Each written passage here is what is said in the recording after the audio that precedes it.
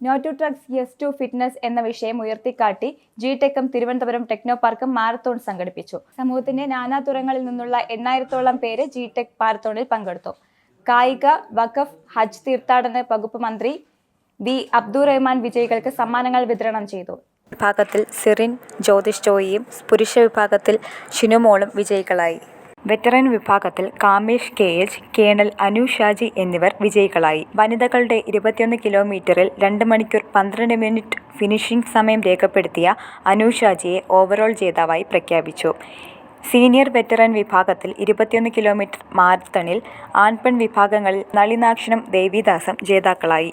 10 kilometre open വിഭാഗത്തിൽ പ്രവീൺ കുമാറും വിനിത വർഗീസും യഥാക്രമം ആൺപെൺ വിഭാഗങ്ങളിൽ ഒന്നാമതെത്തി. വെറ്ററൻ വിഭാഗത്തിൽ അബു പൂപ്പാലവും സോയാസിയയും വിജയികളായി. പുരുഷന്മാരുടെ സീനിയർ വെറ്ററൻ റേസിൽ രവീന്ദ്ര പട്ടേൽ ഒന്നാമതെത്തിയപ്പോൾ സീന ഫിറോസ് വനിതകളിൽ ഒന്നാമതെത്തി. ആരോഗ്യകരമായി ഭക്ഷണം കഴിക്കുകയും ശാരീരികക്ഷമത നിലനിർത്തുകയും ചെയ്യുന്നതിനൊപ്പം ലഹരി ഉപയോഗം വേണ്ടെന്ന് വയ്ക്കുകയും ചെയ്യണമെന്ന് ചീഫ് ഇലക്ടറൽ ഓഫീസറും ഇലക്ട്രോണിക്സ് ഐ.ടി സെക്രട്ടറിയുമായ ഡോക്ടർ രത്തൻ യു ഖേൽക്കർ പറഞ്ഞു. ഈ ലക്ഷ്യം കൈവരിക്കുന്നതിന് പോലീസുമായും മറ്റ് സർക്കാർ വകുപ്പുകളുമായും ചേർന്ന് പ്രവർത്തിക്കും എന്ന് IBS സോഫ്റ്റ്വെയർ എക്സിക്യൂട്ടീവ് ചെയർമാനും ജിടെക് ചെയർമാനുമായ വി.കെ. മാത്യൂസ് പറഞ്ഞു.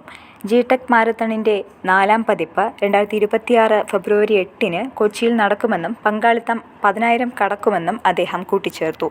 Techno park CEO colonel Sanjeev Nair, ചലച്ചിത്ര നടൻ ആന്റണി വർഗീസ്, നടി കാതറിൻ നവ്യ ജെയിംസ്, ജിടെക് സെക്രട്ടറിയും ടാറ്റ എൽക്സി സെന്റർ ഹെഡുമായ ശ്രീകുമാർ വി എന്നിവരും സമ്മാന വിതരണ ചടങ്ങിൽ പങ്കെടുത്തു. News desk Anand TV. പ്രവാസി സമൂഹവുമായി ബന്ധപ്പെടുന്ന വാർത്തകൾ anand@gmail.com എന്ന വിലാസത്തിലൂടെ ഞങ്ങളുമായി പങ്കുവയ്ക്കാം. യൂറോപ്പിലെ വാർത്തകളും വിശേഷങ്ങളും ഞങ്ങളെ അറിയിക്കുന്നതിന് 02085866511 എന്ന നമ്പറിലും ബന്ധപ്പെടാവുന്നതാണ്.